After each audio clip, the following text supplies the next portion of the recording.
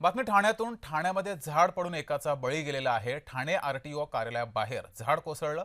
यामध्ये पांडुरंग भुवळ हे जखमी झाले, मात्र उपचारादरम्यान त्यांचा मृत्यू झालाय। ठाण्यातील आरटीओ कार्यालय परिसरातील ही घटना आहे। ठाण्यामध्ये सुद्धा मुंबई प्रमाणात झाड कोसळून एकाचा मृत्यू झालेला आहे। त्यामुळे ठाणेकरांनी या सर्व कारभारावर प्रश्नचिन्ह उपस्थित केलेलं आहे। पालिकेच्या कारभारावर संताप व्यक्त केलाय।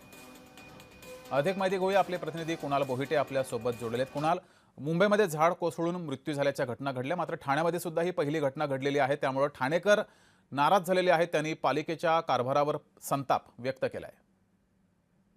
जगदीश, अगदी खरं बरोबर आहे. कारण एकंदरीत पाहायचं झालं तर मुंबईमध्ये देखील अशा प्रकारच्या घटना ज्या आहेत त्या मागील आठवड्यामध्ये घडताना पाहायला मिळत होत्या। अशातच ठाणे महानगरपालिका हद्दीमध्ये देखील आता एक पहिला बळी जो आहे तो झाड पडल्यामुळे झालेला आहे। सोमवारी 6 तारखेला संबंधित व्यक्ती म्हणजे पांडुरंग भुवड ज्या होत्या त्या आरटीओ कार्यालयाच्या शेजारून जात होते आणि त्यावेळेसच झाडाची एक फांदी त्यांच्या अंगावर पडली, मेंदूला दुखापत झाली आणि त्यानंतर त्यांना तात्काळ तिथल्या उपस्थित असणाऱ्या नागरिकांनी महावीर हॉस्पिटलमध्ये दाखल केलं। त्यांच्यावर शस्त्रक्रिया देखील झाली, मात्र अखेर त्यांचा जो बळी आहे किंवा त्यांचा मृत्यू आज झालेला आहे। पहिला बळी म्हणावा लागेल।